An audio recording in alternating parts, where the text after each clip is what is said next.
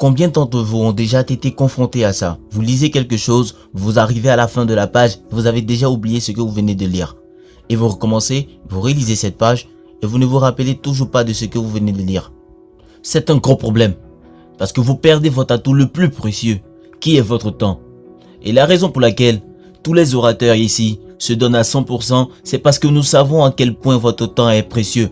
Je veux rendre ces sessions si précieuses que quand vous quitterez cette salle, vous direz, même si j'étais venu pour cette seule conférence, je ne regrette pas d'être venu et d'avoir payé. Vous voyez ce que je veux dire? Parce que je sais que quand j'ai appris ces compétences pour la première fois, j'ai voyagé à travers le monde et j'ai acheté tous ces programmes audio, cassettes vidéo. C'était il y a pas mal de temps, mais j'avais acheté tous ces programmes parce que je savais que ça m'aiderait à grandir.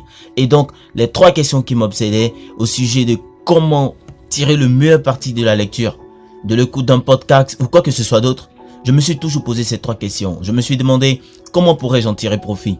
Et c'est tellement basique, mais j'aime faire les choses qui apportent le meilleur rendement. Je veux aussi les rendre aussi simples que possible. Comment puis-je en tirer profit? Et c'est en lien avec votre créativité. Quand vous m'écoutez parler ou vous écoutez n'importe quel orateur, demandez-vous simplement comment puis-je en tirer profit? Parce que vous avez cette question dominante que vous vous posez tout le temps. Et c'est le cas depuis que vous êtes enfant, n'est-ce pas?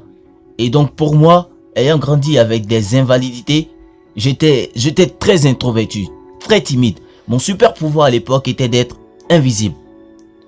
Je ne voulais pas être vu ou entendu parce que je manquais cruellement de confiance en moi. Et ça devenait ma réalité. Mais mon imagination était sans cesse en train de fonctionner. Parce que quand je regardais les gens, je les observais et je me demandais pourquoi cette personne était si intelligente. Pourquoi dois-je travailler 3 fois plus dur pour finalement obtenir des résultats inférieurs à cette personne? C'est la question que je me posais tout le temps était comment pourrais-je améliorer ce point? Parce que j'étais obsédé. Et la clé de la compréhension à la lecture réside dans le fait de se poser plus de questions. Si vous lisez plus de pages dans le livre et vous déterminez cette page et que vous n'avez rien retenu, c'est parce que vous ne vous posez aucune question. Les questions sont les réponses. Notez ça quelque part. Les questions apportent les réponses parce que demandez et vous recevez.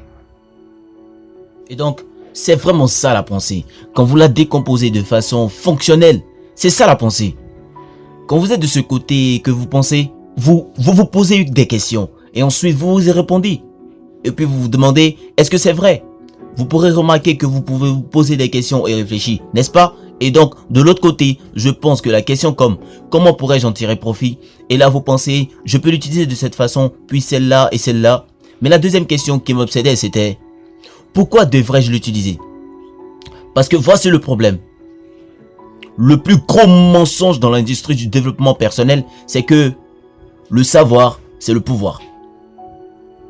La vérité, c'est que les gens ne vous disent pas dans leur podcast ou dans les coachings ou dans les programmes en ligne que ça ne marchera pas si vous ne vous mettez pas au travail. Il faut être honnête. Si vous lisez un livre sur comment faire des pompes et en tirer des résultats, il ne se passera rien si vous ne faites pas. Vous devez faire le travail. Donc, je me demande comment puis-je en faire usage? Et c'est là que me viennent toutes ces idées. Ça, c'est la partie de créativité. Et après ça, je me demande pourquoi devrais-je en faire usage? Parce que si c'est pas un devoir, vous n'allez pas le faire parce que vous avez plein de choses à faire. Parce que voici la formule de la réussite que vous pouvez également noter sur votre page qui est tête, cœur, main. Vous pourriez penser à des choses dans votre esprit, vous fixez mentalement des objectifs, les buts à atteindre. Mais si vous n'agissez pas de vos propres mains, vous ne faites que procrastiner. Levez la main si vous avez déjà procrastiné auparavant. On l'a tous fait. Mais s'il y a un écart entre votre tête et vos mains, vérifiez avec le deuxième indicateur qui est votre cœur, l'émotion. Nous faisons des choses émotionnellement. Nous sommes des créatures émotionnelles. Nous ne sommes pas logiques, nous sommes biologiques. Et nous voulons pouvoir l'activer. Donc la tête, le cœur, la main. D'autres façons de le faire sera les 3 I. Information, c'est bien, c'est super. Mais c'est parfois on va écouter un podcast avec plein d'informations. Mais il n'y a pas l'inspiration pour mettre en œuvre, n'est-ce pas? Mais parfois, vous pouvez écouter un orateur ou apprendre quelque chose et c'est inspirant. Mais vous ne savez pas quoi faire. Ça vous est déjà arrivé? Donc, vous avez l'information, vous avez l'inspiration et puis vous avez l'implémentation lorsque vous passez à l'action. Et j'ai l'impression que quand on réunit les 3 I, nous obtenons alors le plus puissant des I qui est l'intégration. C'est ce que je veux pour tout le monde. C'est-à-dire que lorsque vous lisez quelque chose, que vous écoutez quelque chose, que vous apprenez quelque chose, ça devient une partie de vous-même. C'est intégré ici, ici et ici. Et puis vous avez un alignement de pourquoi et comment procéder qui pourrait s'apparenter à de la magie pour certaines personnes. Quand quelqu'un est aligné, qu'il est dans son élément et qu'il pratique sans aucun effort, vous savez, cet état mental est très puissant. Il y a 3 parties sur lesquelles je me concentre. Combien d'entre vous ont déjà été dans cet état? Eh bien, c'est la même chose quand je lis. Les gens pensent que ça vient rapidement. Pas du tout.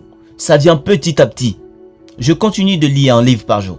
C'est juste une partie de mes habitudes. Ça fait partie de mon hygiène mentale. Et j'ai l'impression que c'est l'exercice le plus important parce que la lecture est en votre esprit, ce que l'exercice est à votre corps. Et certains d'entre vous le font déjà. C'est pourquoi je vais vous montrer comment le faire encore mieux.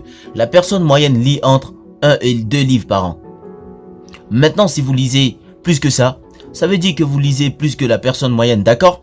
Lire est le meilleur exercice pour votre cerveau. Les gens me demandent tout le temps, comment garder mon cerveau en bon état? Comment garder cette capacité en vieillissant? Lisez, lisez. Mais le problème, c'est que beaucoup de gens ne lisent pas parce qu'ils ne sont pas bons en lecture. Et je ne jouerais pas au golf si je n'étais pas bon dans cette discipline. Mais en psychologie, il y a ce qui s'appelle la boucle confiance-compétence, qui dit que plus vous êtes compétent dans quelque chose, plus vous êtes confiant. Et plus vous serez confiant, plus ça vous donnera envie de pratiquer. Et plus si vous pratiquerez, vous serez compétent. C'est une dynamique positive. Je demande ici, la seconde partie, liée à l'inspiration, pourquoi devrais-je le faire? Et vous savez quelle question marche aussi très bien? Quelle personne compte sur moi pour laquelle je sais que je devrais le faire aujourd'hui? Vous voyez ce que je veux dire? Et j'en parle parce que certains d'entre vous seront beaucoup motivés à l'idée d'agir pour d'autres personnes que vous serez à l'idée de le faire pour vous-même. Donc en sachant que la conscience de soi est un super pouvoir, exploitez-la.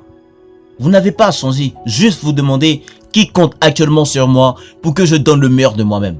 Ensuite, vous serez plus susceptible de faire ce que vous devez faire. Et la raison pour laquelle je sais de quoi je parle est parce que quand j'étais tellement motivé à réussir, c'était vraiment ma famille que je voulais rendre fier. Nous avons tous nos raisons. Un de mes livres préférés, et je vous en ai déjà partagé quelques-uns, c'est le livre Commencez par le pourquoi. C'est un livre à lire absolument écrit par Simon Sinek. Vous devez commencer par votre pourquoi. Parce que les pourquoi apportent des résultats. Les pourquoi apportent des résultats.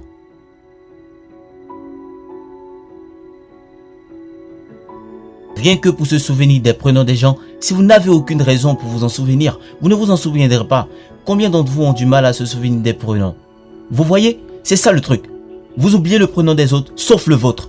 Bien sûr que vous n'oubliez pas le prénom de tout le monde, mais le génie laisse des indices. Vous pouvez l'écrire, le génie laisse des indices. Il y a toujours une méthode derrière la magie.